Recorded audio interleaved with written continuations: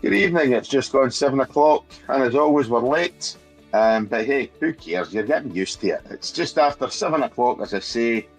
You're tuned to the Friday night football pitch with myself, Cammy McDonald.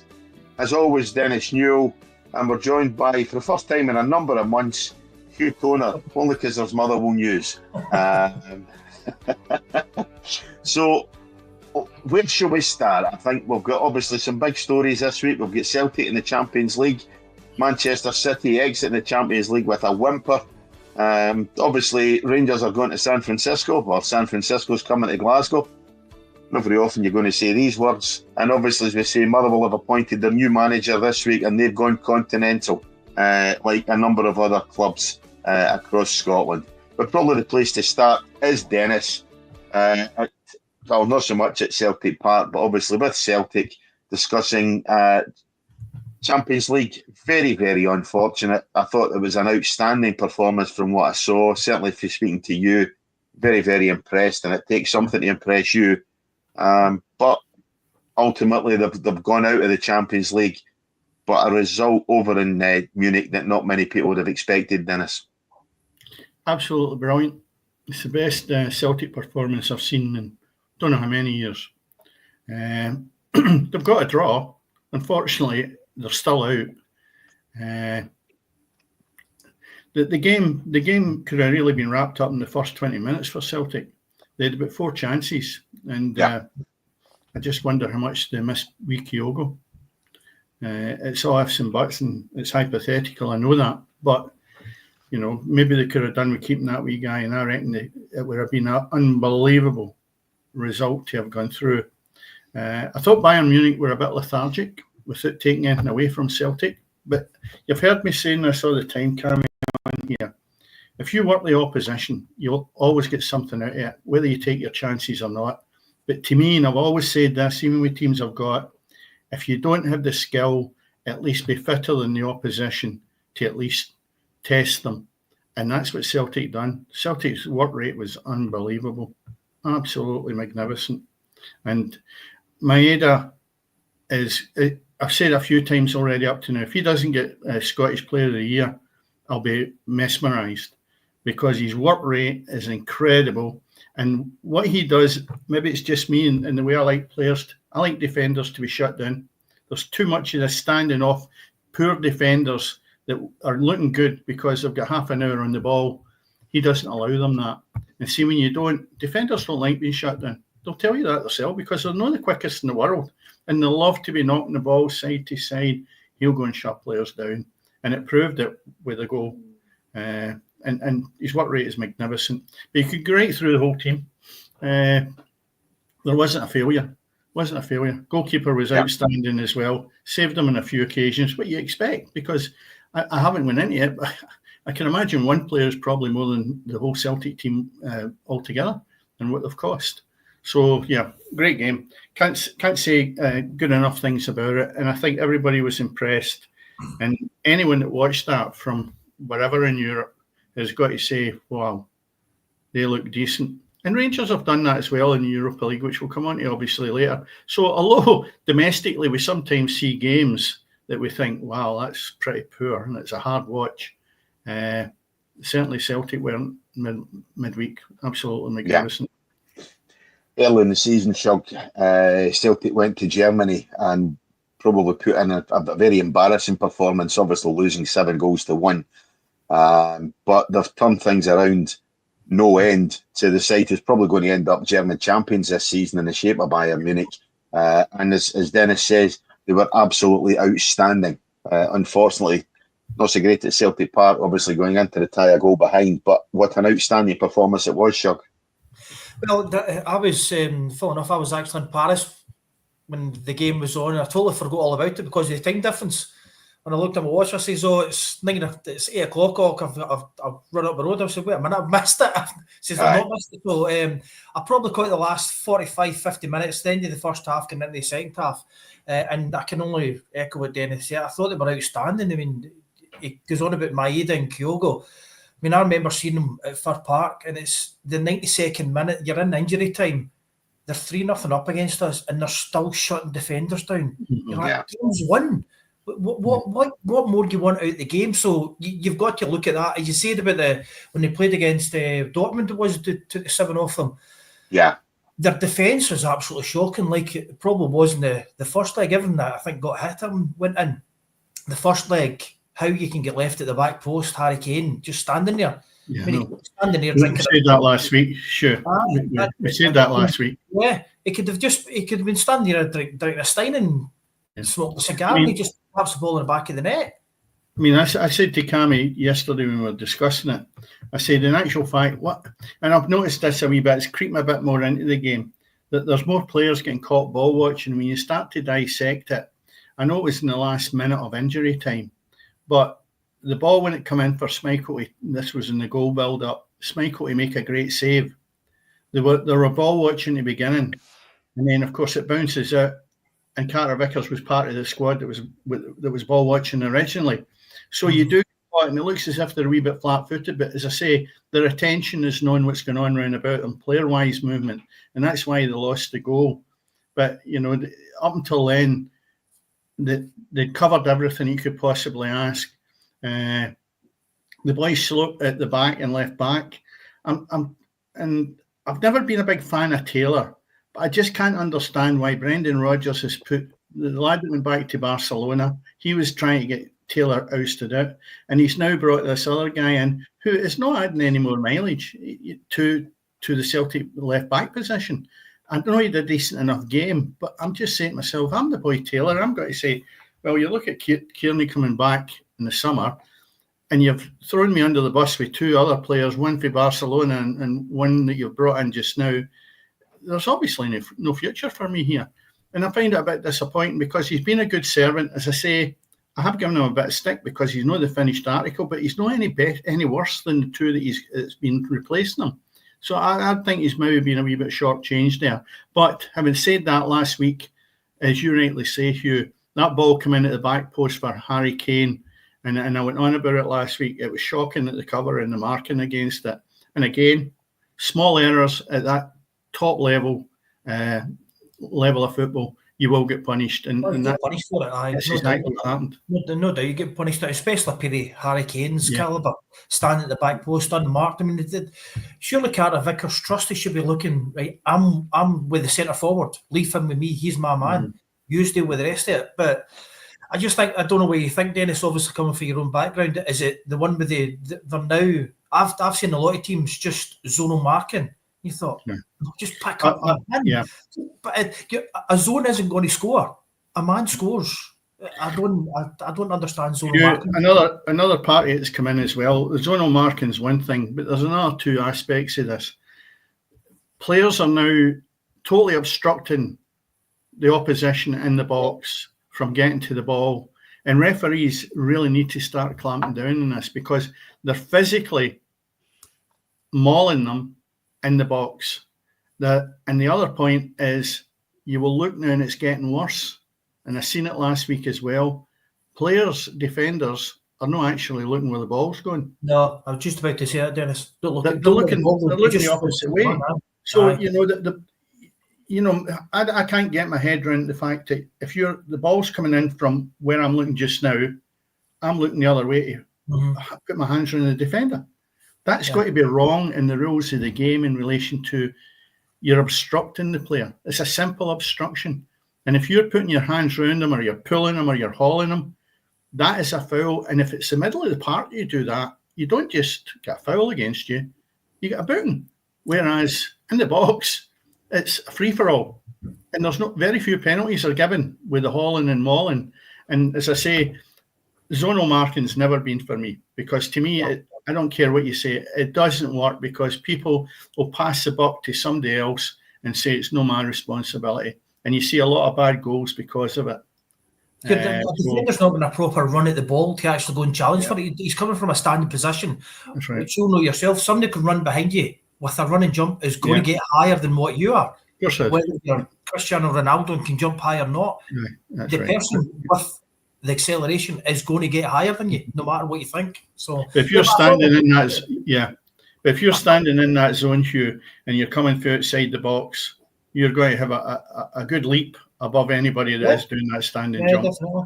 And I've always maintained that I always like my central defender to come from the edge of the 18-yard box and come diagonally across, so that he's catching the flight of that ball coming in, and he's got to hit it flush. But I would never have him standing on the penalty spot, just waiting to do a standing jump. Just wait there till the ball comes to you. No, but again, Cam, I thought they were really, really good. Thought they were a good performance. And it can only be good for obviously Celtic, especially next season as well, because they will be in the Champions League next season. So they can only look forward to next season. So yeah, I think so. And I mean, obviously, we've previously discussed this new format, which I think is a format which, believe it or not, obviously suits the Scottish clubs. So I think it definitely suits Celtic.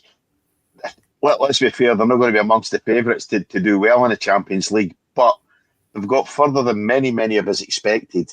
And they've done it on the back of several decent performances as well. I think in 8 games they've been decent. Obviously, the 2 knockout games there as well. They've been very, very good. Very unfortunate. The only thing you would say again is it's one of these hard luck stories again, and we're renowned for them as Scottish teams. That's the thing. But Cammy, we're into nearly March, and we're still up until this week with two teams from Scotland in Europe. Yeah. I know it's the formula that's created that, but it still gives the supporters, and as I said a couple of weeks ago, the playoffs was going to be exceptional for the supporters, because you were either going to have Real Madrid or Bayern Munich. You're never going to win the tournament because there's too many with the big bucks there that are actually going to drive over the top of you. But if you'd to say at the start of the season you'll get to the playoffs, and by the way, the middle of February, you'll be playing Bayern Munich, and that might be your last game, but you're still a wee chance of progressing.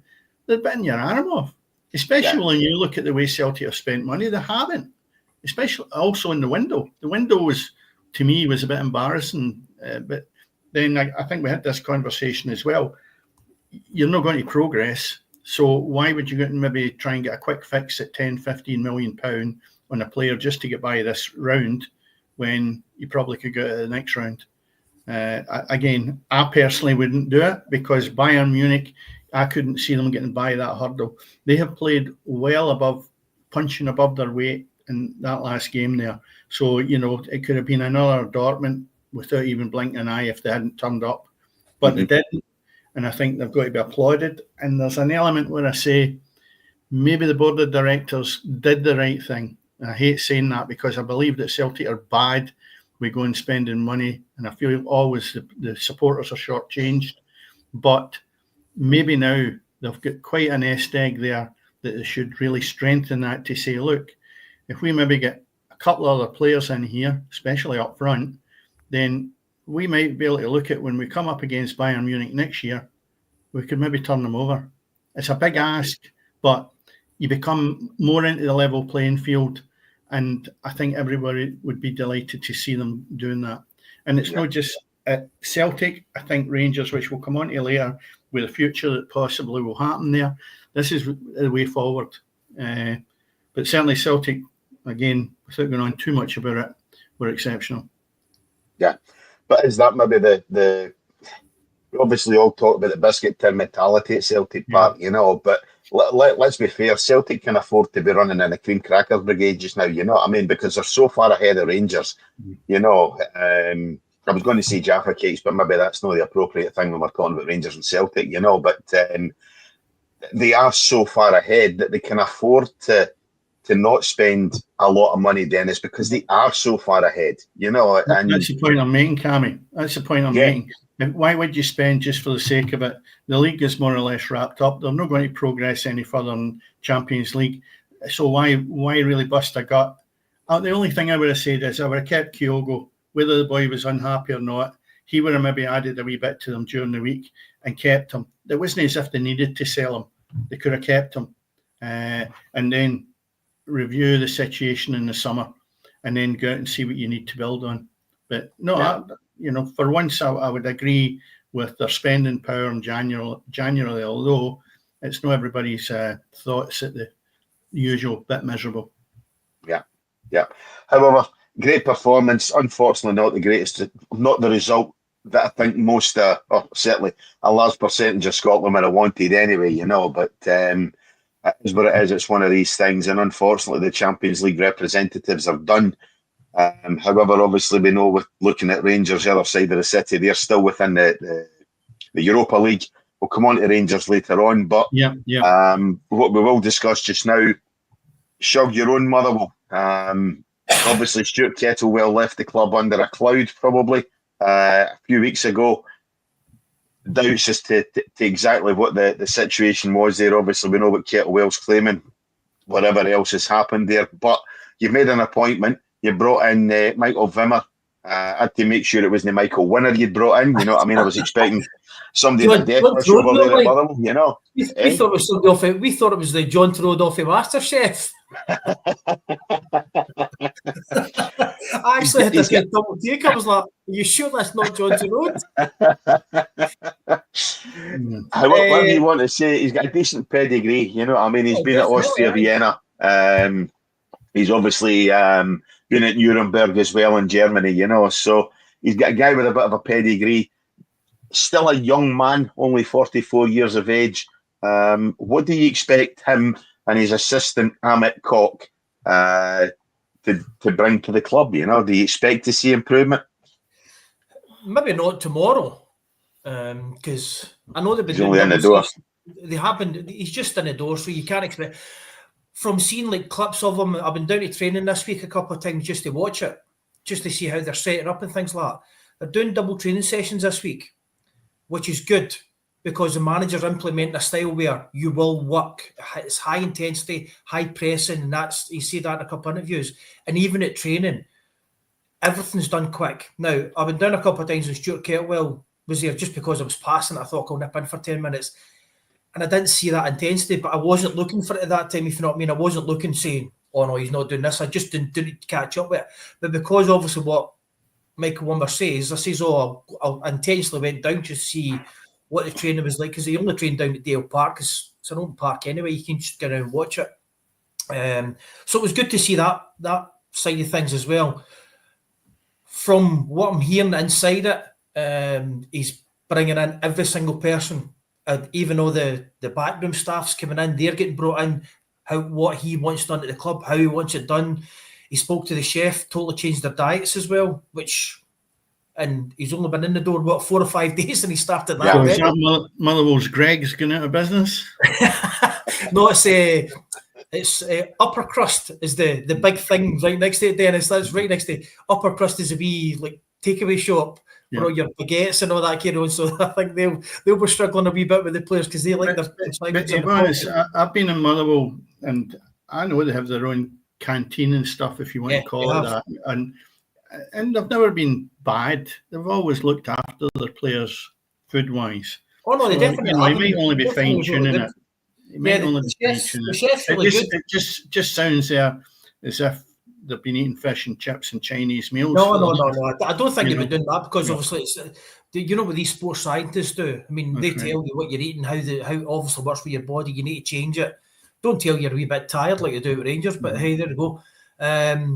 So I think he's maybe wanted a continental style brought in. It could be something that he's wanting to bring in from Germany. I don't know, but again, anything we bring in can only be done as positive. So I'm looking for a positive. Even see if you go and get beat tomorrow, you're going to get beat. You're not expecting. I don't get me wrong. I would love a win, but I'm not expecting a win. I just want to see a different performance in the team. That's all I'm looking for. I mean, the performance. I know. I've listened to obviously when I wasn't on the podcast. I mean, I took a screenshot of Stuart Kettlewell's his stats since he was into finished possession. We were 37% possession. We were 12th in the league for possession. Passes in the opposition half, 4,000. We were 12th. Percentage of long passes, 23%. We were 10th. Shots, we were 12th with 235. Shots on target faced, we were 12th. The problem with Stuart Kettlewell was he set up to defend and not to lose. That was the problem, and it didn't work. There was no attacking style. See your midfield, most talented midfield in Scotland. I'm probably biasing Lennon Miller, but he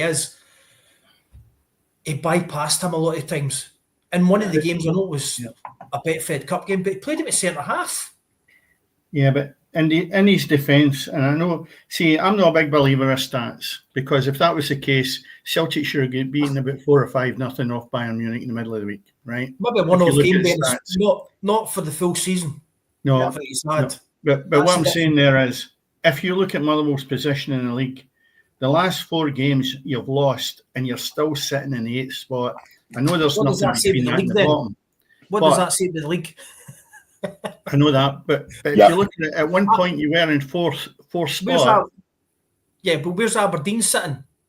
No, they've not won a game in how long?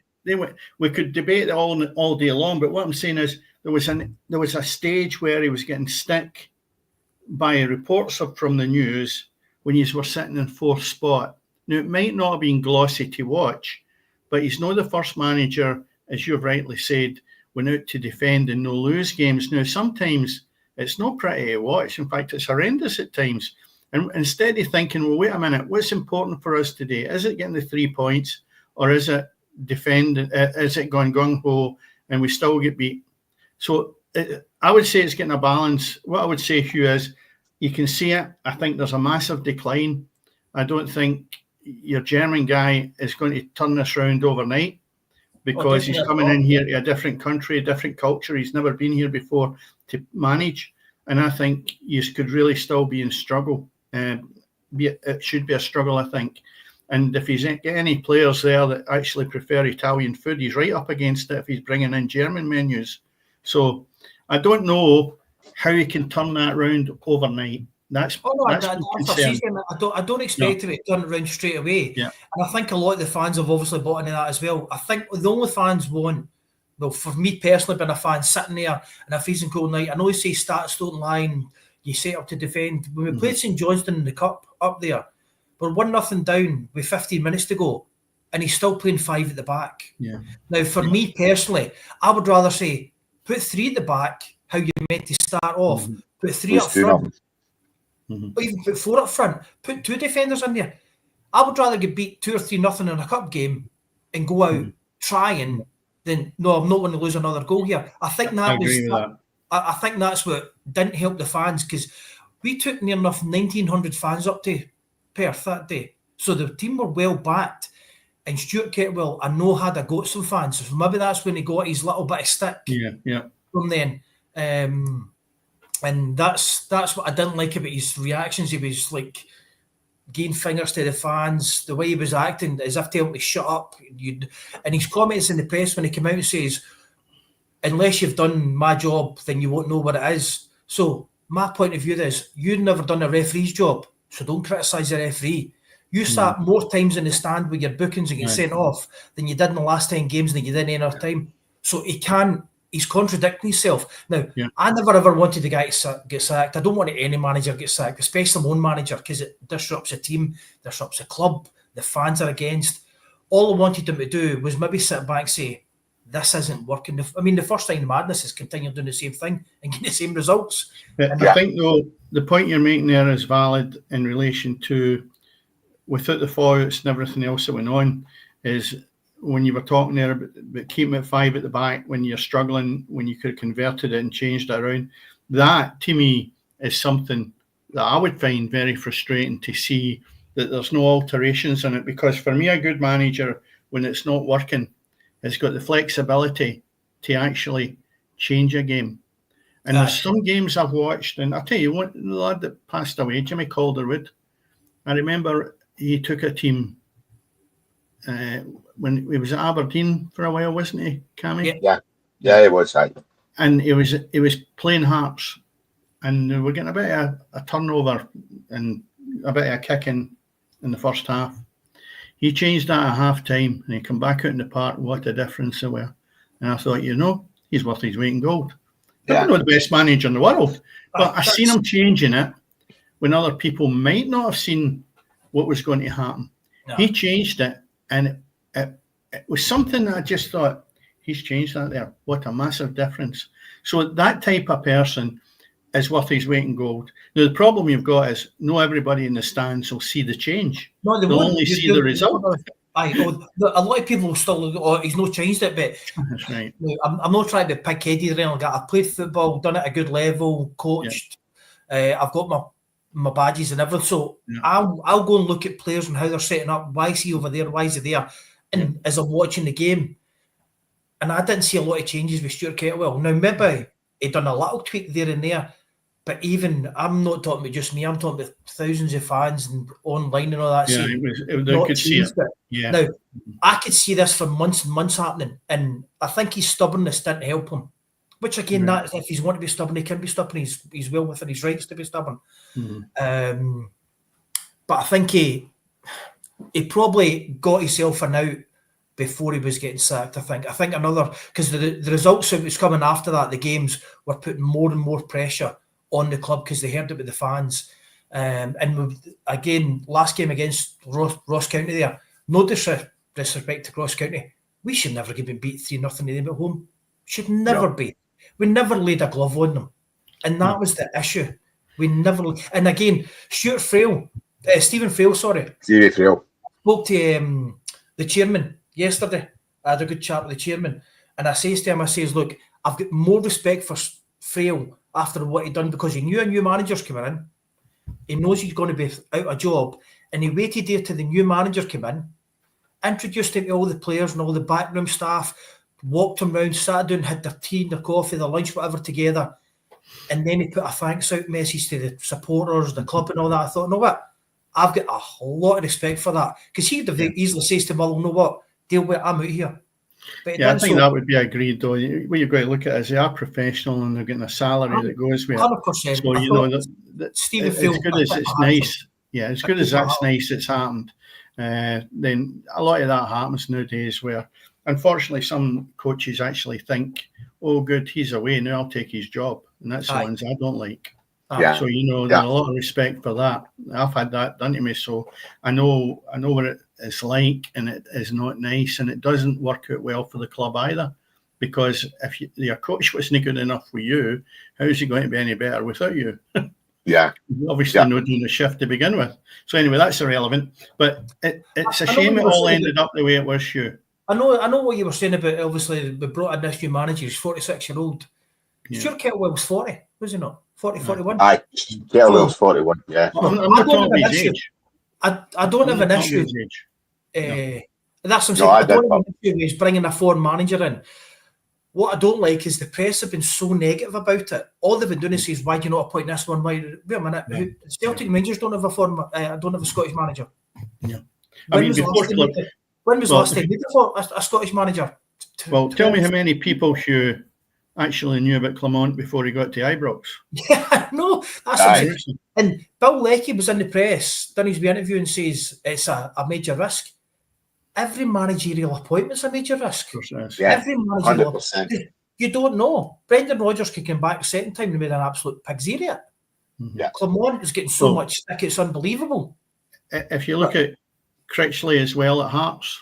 Yeah, I mean, look at his start. His start was I mean, he was never known to anybody, and there's always a question mark over it when there's somebody that they don't know, and it's a Scottish thing, to be perfectly honest. We're all negative.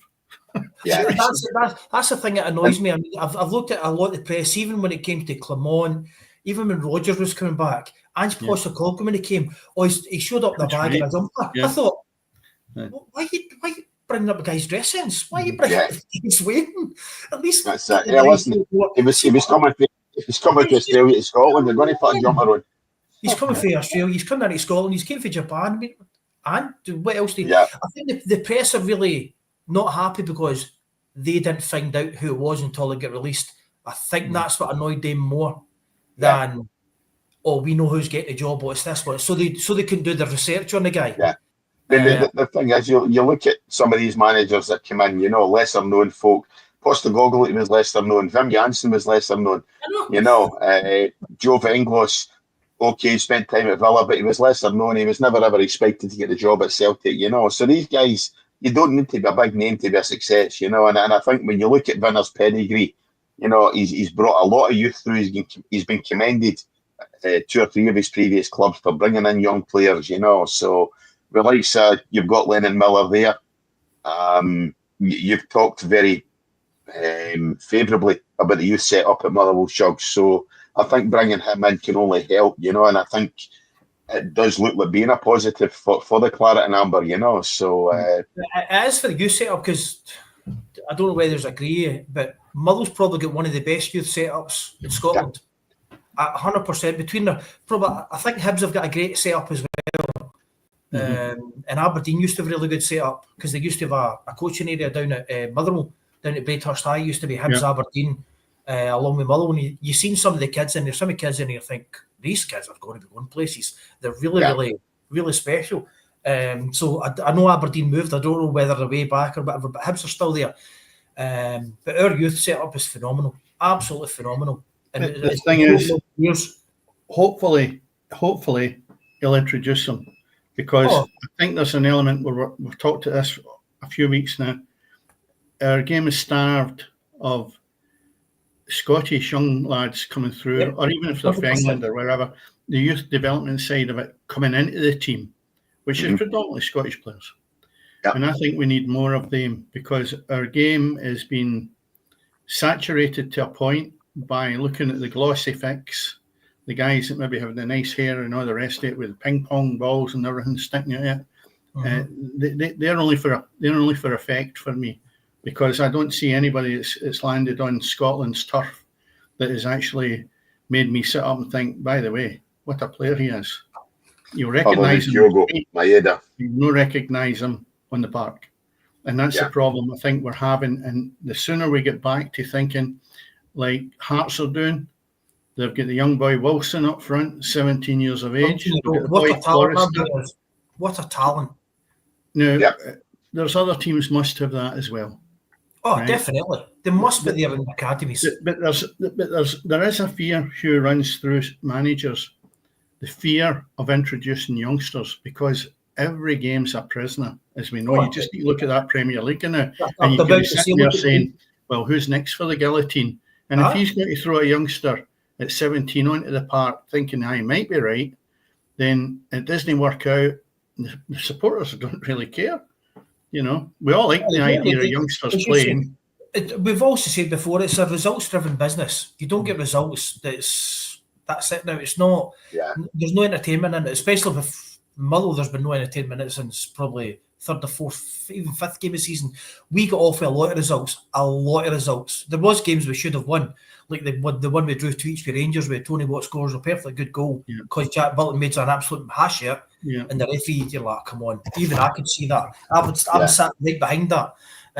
But the talent out there is unbelievable. I mean, I seen Lennon Miller as a 14, 15-year-old boy, and you knew then he played with Scotland under 17s when he was 15-year-old against England. They won 5-0 and he scored all 5 goals from midfield. At 15-year-old, you thought, you're going on to something totally different, son. Don't even think you're this level. You're way above it. So it's good to see a young Scottish lad. But the way I look at things like that is, Hugh, see if you've not got 3 in your team like that, you pay the penalty, because what happens is the boy Lennon Miller will not be there next year. Definitely not. He's away. So you need others to be coming in the back of that to replace them. You need a conveyor belt. And the problem is we seem to sit there, and when that nugget goes out the door, we've nothing to replace it, and it falls flat then. So we really need to be beefing it up a little bit more with the youngsters coming in. I think it's something I would look at if it was me, orchestrating how the Premier League, especially the Premier League, was used to make sure that youngsters were introduced to the game and got playing time throughout the season, whether the clubs liked it or not.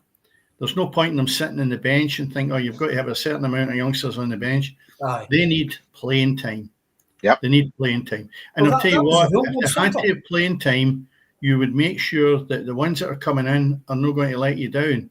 So you'd be scouring the country to make sure that the talent you're bringing in to sit on that bench that must be played at some point is going to do a right good job. No jersey fillers, because we've got enough of them. No talking about youngsters.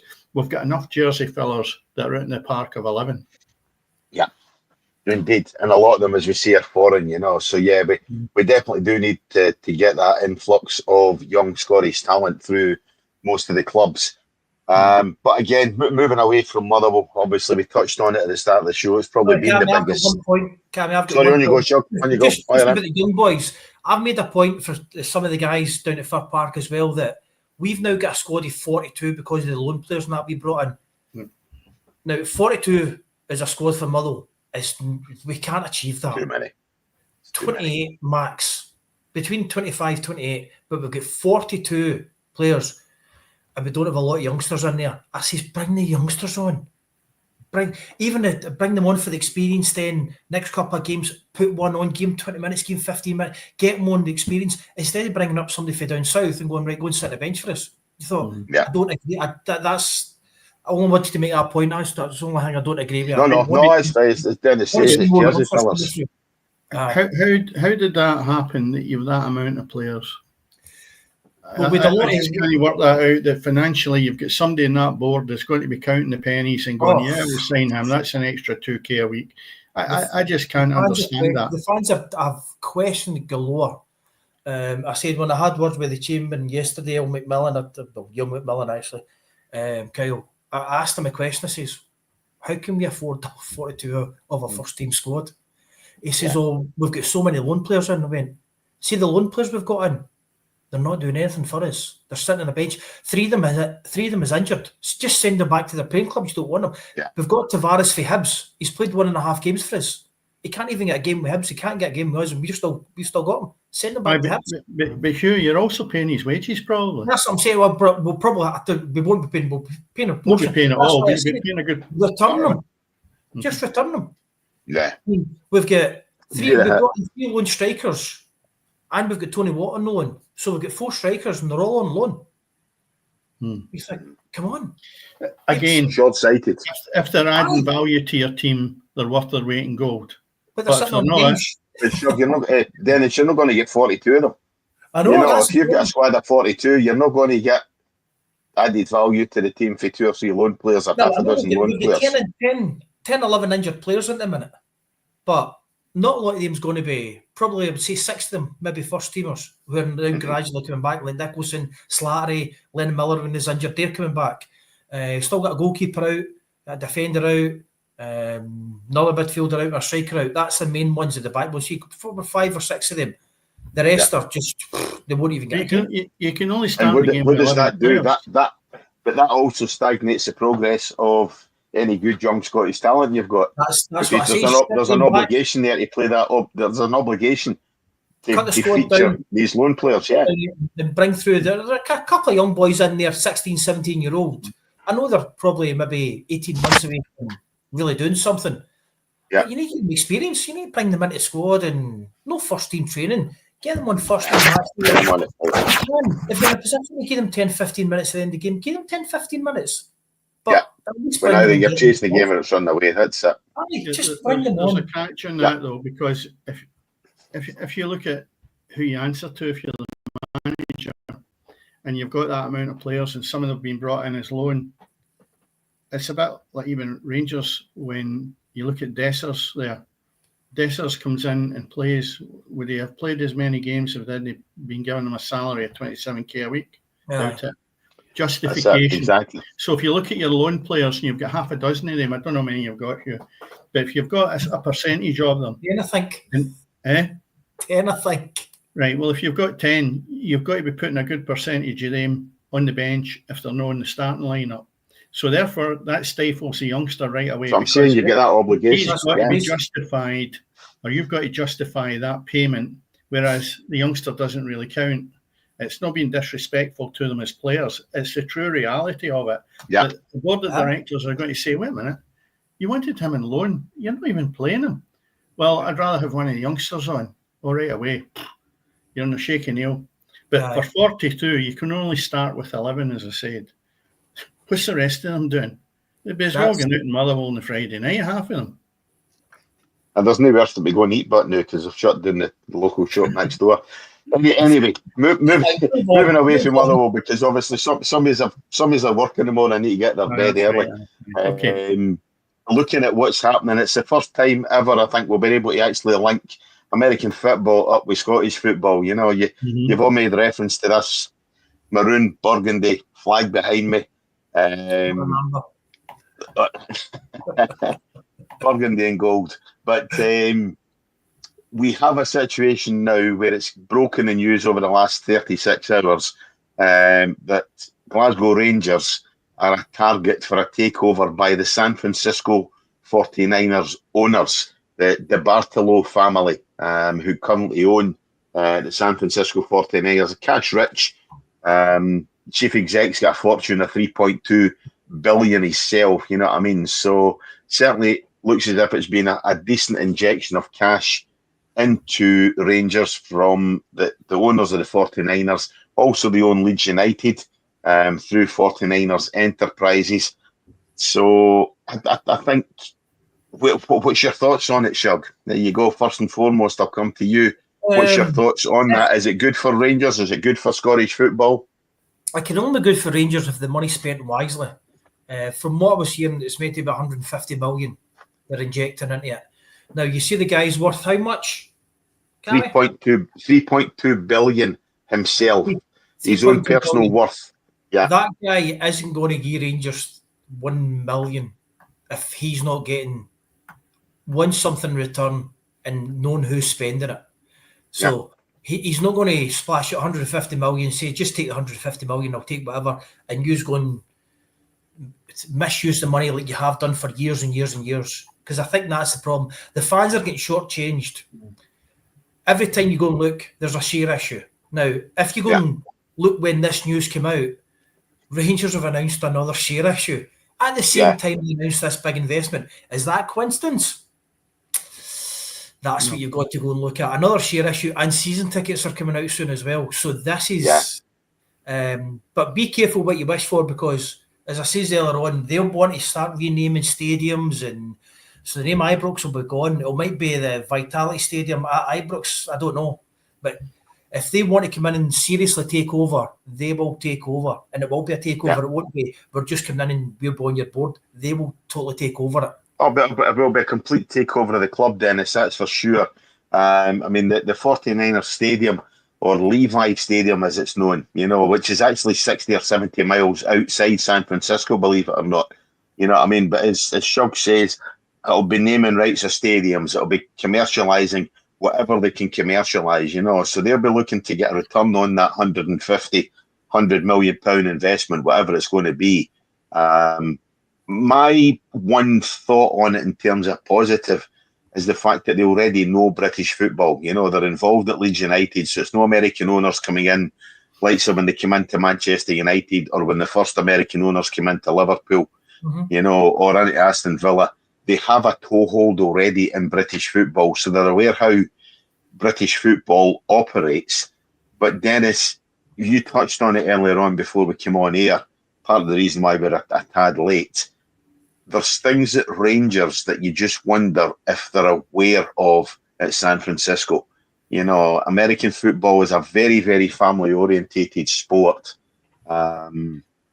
You know, you've got a lot of things going on there in terms of tailgates before games. You know, you don't have much crowd violence. You certainly don't have you don't believe it or not, have a great deal of singing and things like that, you know. So there's a certain element at Rangers. You just wonder how the 49ers owners would feel about being associated with that aspect of running a Glasgow football club. I've got to laugh. If it works, do you think they'll be singing the sash before the next American football match? That would be fun. And that would be my concern, is that, and the point I did make is every family goes, or not every family, but it's a family outing to go to American football. Yeah.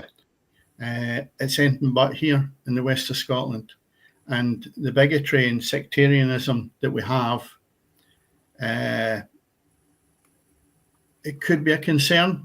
I know he's been at Leeds, and there can be a few naughty supporters down there because they're not the best in the world. So you might experience some things firsthand that it's not all glossy. But out with the financial side of it, you've got to look at the religious thing as well, for all the aspects of it that you can think about.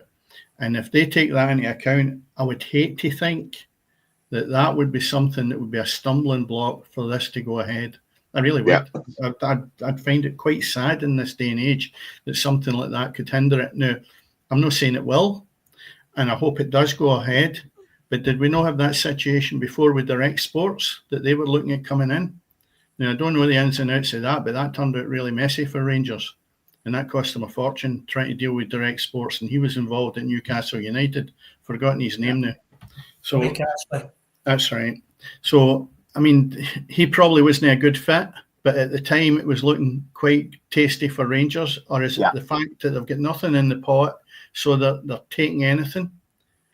This deal, if it doesn't come off, is more of a concern for me, because they lost. There's £17 million of a loss last year. How are they going to bring in players that can challenge? We always look at the one thing. They're there to challenge Celtic. Let's be honest about it. Yeah. And how are they going to do that if this deal doesn't work? Share options, as you touched on, Hugh, are not going to be the answer. It's a drop in the ocean in comparison with what Celtic got after their European tie. I think it was £38 million they got. There's no way in this planet. In total, they walk away with 60 million in the Champions League this year. Yeah, but I'm talking about the last game. Yeah. Oh, last game, sorry, yeah. And when you look at that, Rangers, it's only a vision. And I've said it before, that the one way that Rangers can get out of it, and I was thinking more of the Far East, where somebody could come in the way they do it, Tottenham and places like that, Man City as an example. It does work. But will Rangers supporters be happy if this deal doesn't go ahead? Because touched on it last week, what's round the corner is filling seats for next season, because this season is absolutely knackered. Mm-hmm. I know they've got the enjoyment coming up of Mourinho bringing his team Fenerbahce to Ibrox, so that's still to be looked forward to, and that'll be good. And it'd be nice if they progressed in the Europa League. But out with that, there's nothing really spectacular to be watching with the players that they've got. And just moving forward a little bit, the manager hasn't got hope in hell of being here next season. Either way, he won't be here. No. Because for me, he doesn't know what's required to win matches for Rangers at top level. Yeah. Players that he has actually said are doing well, it's not a smoke screen. He signed them. So he thinks they're good. But unfortunately, they're not fit enough to fill the jersey that Rangers fans require and the club to compete in the Premier League. So I don't think the guy has got an eye for talent. My opinion only. And I don't think that he is able to take the club to the next level, even if that money comes in. And the problem I've got is, and you touched on it, Cammy, anyway, they want to oversee the whole shooting match. They'll go, what players have you brought in? And he'll go and show them the players. And if they know nothing about football, he's pulled the blinkers over them. But the bottom line is, for me, Clement has signed players that just are no good enough. And it doesn't need to be the whole team. I mean, he's inherited some players and they've not improved really. So from that point of view, I hope the deal does work out, because it would then be a good challenge for Rangers to be against Celtic. They should be proud of the fact that somebody's willing to come in, no matter maybe getting their backs up and thinking, oh, we don't want this. We want to run the big house ourselves. Sorry, the days are gone.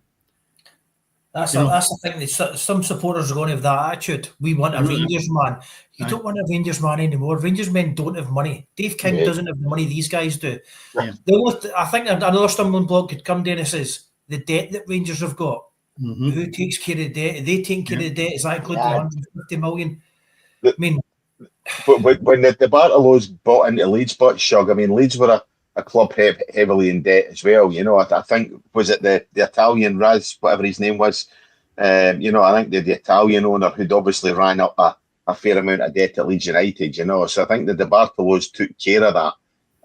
Certainly, you know. Will that be tailored in at the 150 million alleged rumour? I would imagine it will be. You know, I mean, I'd imagine it will be that they'll be looking to take over some of the £17 million losses, you know, that Rangers have run up this season. You know, so I would imagine so.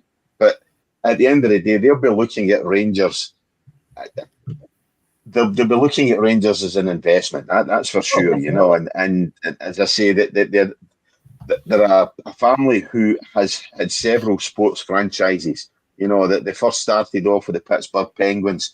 Eddie De Bartolo, you know, he was involved, believe it or not, in the World Football League back in the 1980s. You know, he was one of the first owners there, alongside a certain Donald Trump. Trump obviously owned the New York, New Jersey Generals at the time, and De Bartolo owned one of the franchises in the now defunct World Football League. You know, they've been involved in the Pittsburgh Penguins. They've obviously Leeds United, currently the San Francisco 49ers, you know. So, yeah, I mean, I think in terms of they've got a bit of a pedigree, they know what they're doing when it comes to sports franchises. I just wonder if they know what they're doing when they get involved in a club like Rangers, you know, because, and you're saying about Rangers men and all that sort of stuff taking over the club, Shug. I just wonder how many Rangers fans are going to accept when they look at the past of the owners, you know, where she was educated, etc. You know, I just wonder how many Rangers fans are going to accept the fact that who is going to be taking over their club. Well, without splitting it, I think he is a Catholic himself, is he not? Yes. So yeah. that will stick with it. Denise De Bartolo. That will stick in a lot of people's throat. Yeah. I mean, Denise De Bartolo, she went to St. Mary's College of Indiana, a Catholic swimming college. It's probably the equivalent of Notre Dame or Notre Dame, as we would call it, you know, college, which the Fighting Irish College, you know, with American football and all that kind of stuff. They certainly, I don't think they'd be singing the sash, you know what I mean, at games before the kick-off, that's for sure, you know. So, but Cammy, I think supporters really have to. We use the dinosaurs quite a bit on this programme. If you are going to Ibrox nowadays, you will become the dinosaur if you can't accept the fact that it's got to be nowadays football before religion. And 100%. Yeah, I mean, 100%. Sometimes they're still the older brigade, and it's passed down through generations. There's still the bitterness because we know it's there with the West of Scotland, and it's the same in both camps. I'm not just saying it's Rangers. It's Rangers we're talking about because of a cash injection. But the bottom line is, you have to maybe stand back a little bit and say, it's a war you're not going to win. Because if you don't accept this guy's money, where are you going to go? Where do you get it from? How are they going to progress? By singing the sash in an empty stadium? Because it will be that. They'll have nothing as a product to actually compete against Celtic. So they need to really be bringing in who they can and just bite the bullet, accept it, and go to the games on a Saturday afternoon and enjoy the talent on display and get back to the old ways of Rangers competing against Celtic on a regular basis. And there's only one way that's going to happen. As an investor coming in, there's somebody there. But if that doesn't work out, I fear for them because of the debt that they've got at this moment in time. And you've board of directors waiting in the wings just to plough in anyway and sell their shares. King's already said that. They want out. I know. They want out. They want away. Huh? You can see it. I mean, you spoke about it earlier on. They don't have any money. The debt they've got, they couldn't even buy Lyle Cameron from Dundee in January. Well, we touched on that. We've discussed that. Yeah, we've touched on that a couple of times. Then they can't obviously afford to sack Clement with the amount of money he's rumoured to be on. So that's... Somebody in their wisdom decided to extend his contract, no matter what you paid. Within about 6 games. I mean, when you're talking about lunatics taking over the asylum, Shug, and you're talking earlier on about, you know, the first sign of madness is doing the same exact thing, you know, and expecting a different result, you know. It's just sheer lunacy, you know. Let's throw money at a situation there that's just no worthwhile getting investing in, you know. Some agent anyway, hasn't he? Well, let's put it's it this unbelievable. Way. At this moment in time, Rangers are getting to the stage where it's not just a burst exhaust they've got. They need the exhaust replaced. So it's a whole unit that's needing done in the car. Putting a bandage over it is not working anymore. Now, you might think it's a bit extreme, but I'm trying to look to the start of next season. Unless things are in place, they ain't going to be challenging against their main opposition. And that's what we're talking about right at this moment in time. Aye. Celtic will buy and they'll strengthen their team, and it won't be any heartache to them. And Rangers, if they don't get this investor in, will be in some sorry state. And I fear for Rangers. A lot of good Rangers supporters out there, they don't deserve this. They really don't. No. So most definitely. Anyway, Dennis, we've done it again. So much for an early night and a flyer. You know what I mean? We're at 55 minutes. It's a couple of minutes to 8. We've not even looked at the fixtures. Very, very, very quickly, please. What are we looking at tomorrow in the SPL? You know, let's get that out of the road. You've got an early kickoff with Hibs playing Celtic at Easter Road. That's 12:30. That should be a cracker. That'll be a good game. That has the potential to be a great game.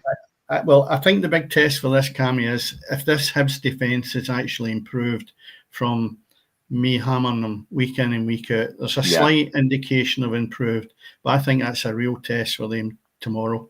So, and you get Celtic after a hard European game as well, you know. So that should be a really, really good game of football tomorrow. The other one that's coming up after it is Aberdeen will get Kilmarnock. Now that's a tester because Kilmarnock have been up and down fairly regular, but the last couple of games have won.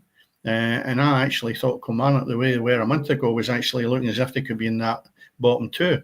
But they've picked themselves up. Next one we've got up then after that is Dundee United against your team, Hugh. That's a real tester for the new manager up at Tannadice. Definitely, it's 100% tester. I think the best we can hope for is a draw out of that. Yeah, especially for his first game. Don't expect to go up there and go and run riot and win a game and be high pressing teams. It ain't going to happen. You're not going to shine a turd within a couple of days. It isn't going to happen. So just accept it. See if we get beat, accept the defeat, and we move on to Wednesday night. We play Dundee on Wednesday night at home, so it's not bad. That's a game we need to get back. But anyway. Not a bad game to come back to. Home game on a Wednesday night at Park. That's all right. Well, I think Dundee United will maybe have a real serious input into this game, because if they win and Aberdeen even draw, Aberdeen will drop a place and Dundee United will get into third. So it's a massive, massive tie, probably for both clubs. They've not beat us all season. No. It's the only team we've won every single game against. Yeah. There you go. Well, don't get the kiss of death. Leave it to I know, that's the very first game. I'll be shut there.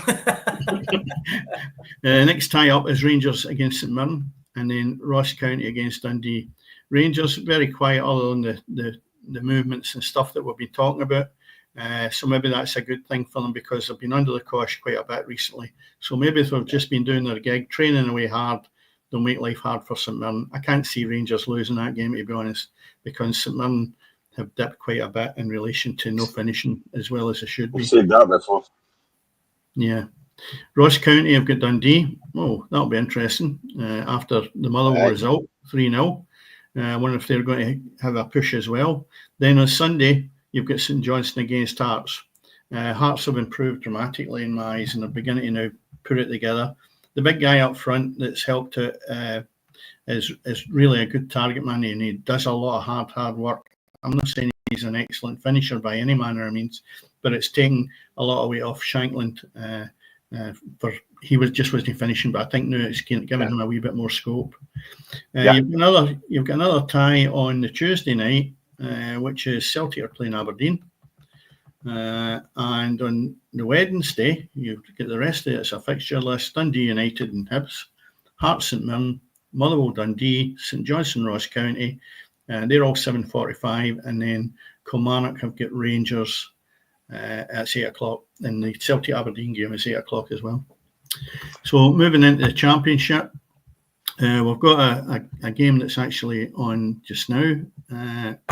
Wait till we see. Yeah, I'm just checking it. It's 18 minutes played, and it's 0-0. That's 12 games that Morton have been in a run, Cammy. Yeah. For absolutely brilliant. So that'll be a tough test. In 18 minutes gone, there's no scoring anyway.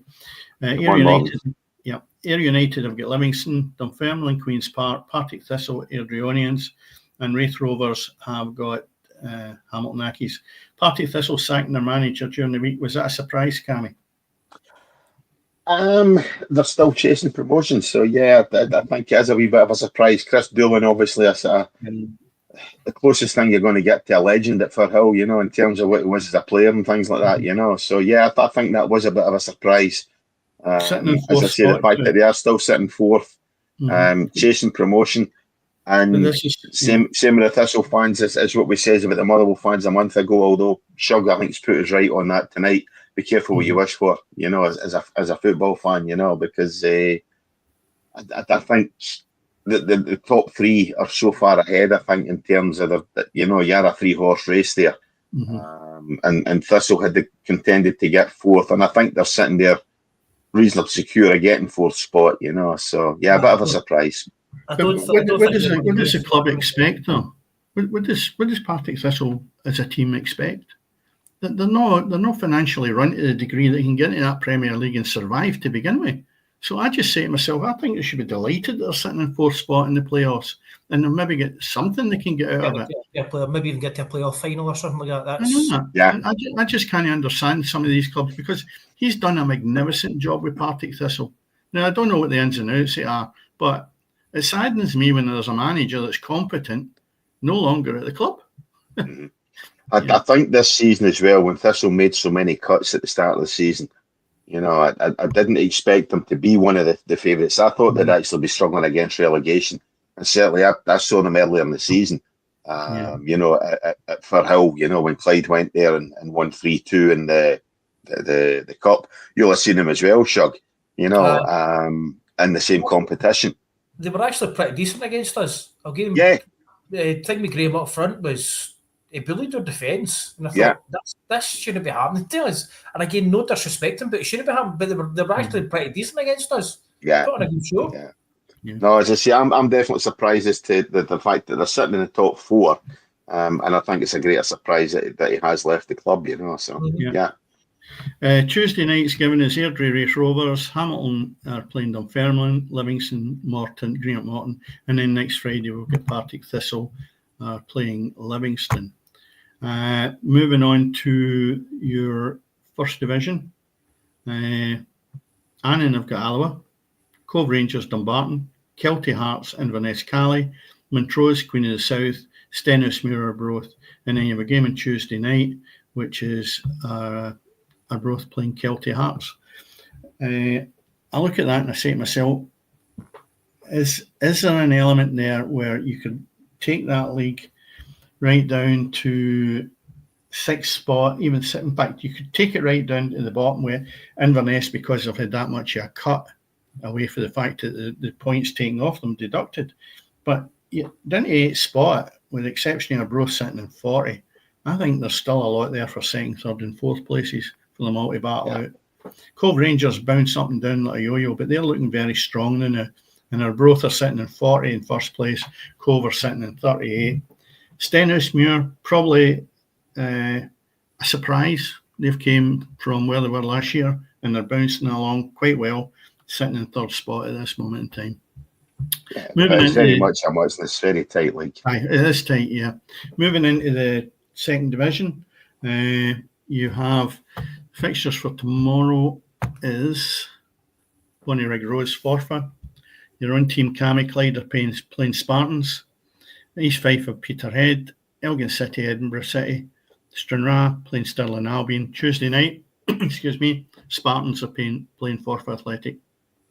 Top of the league's East Fife. Second is Peterhead. Third Elgin, and fourth is Edinburgh City. These are struggling away down at the bottom, Cammy. An eighth spot at Clyde. Just no seeming to get that wee run that you're needing. I mean, you had a draw things around a wee bit. Decent. I mean, that's a good draw. I mean, the Shug saying there about Motherwell and Dundee United. You know, Dundee United one of the sides that Motherwell have beaten and haven't lost it. Clyde haven't lost to Peterhead. They've got two draws up there, two each draws up at Balmoor, and beat them 3-2 in DP. You know, so they're at a side who this season Clyde have fared very, very well against. I think they are starting to turn things around a wee bit. You know, they had a horrendous defeat a couple of weeks ago at down at Bonnyrigg. Away form is really what's done them this season. They haven't got a win away from home. Home they look decent. I would fully expect them to get a victory tomorrow at home to Spartans. And then, believe it or not, it's a big 6-pointer next week. They're waiting for next Saturday. The game against Spartans a big one as well, because they're only 2 points above you. If you can, well, that's what I'm saying. It's a big. Tomorrow, I expect them to win tomorrow. Yeah. Well, if you leap above them, if that's the case. But if you look at the league from top spot in 49 points to fourth is Edinburgh City on 40 points, then you've got a bit of a gap. And the next five is Spartans. Stirling Albion 33 points, down to Bonnie Rig Rose in 26. So each of that section can catch each other. So there's a slot there. With a bit of luck, you get to fifth spot. And if Edinburgh City or Elgin drop off, you could possibly get into the playoffs. So there is an element there. That was a thought maybe 6 weeks ago, but not now.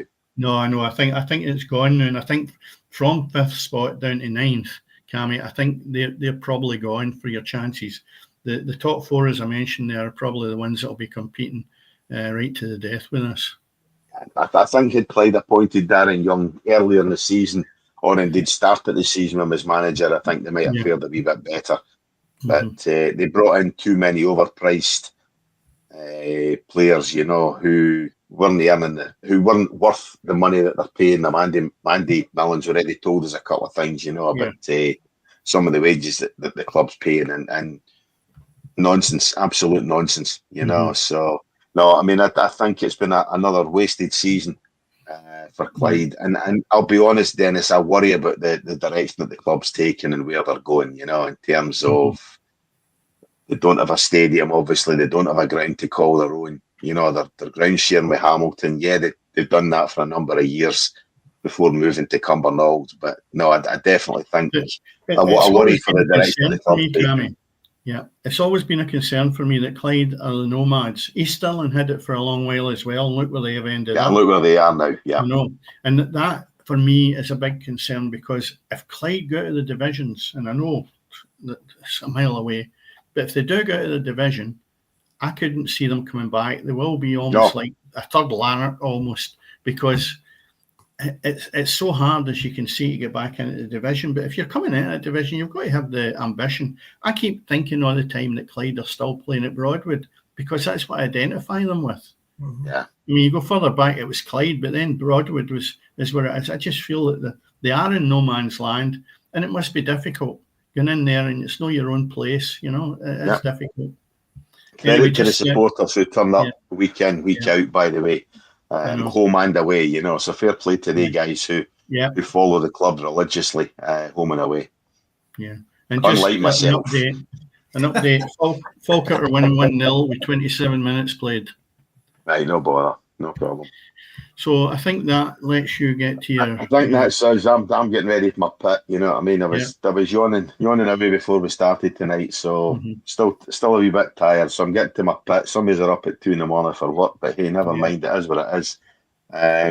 So as always, I would like to say thank you very much to Dennis for joining me as co-host tonight. Thanks to Hugh Toner, Motherwell residents fan. Or a resident Motherwell fan, even. I'll get the words right. Motherwell fan. That's your resident Motherwell fan, whatever you want to call it. Thanks very much to Hugh Toner. Thanks to you for listening. As we say every week, go ahead, like, share, subscribe. It does help us out. You know what I mean? Let's get the subscribers increased, because as everyone knows, it's all happening on the pitch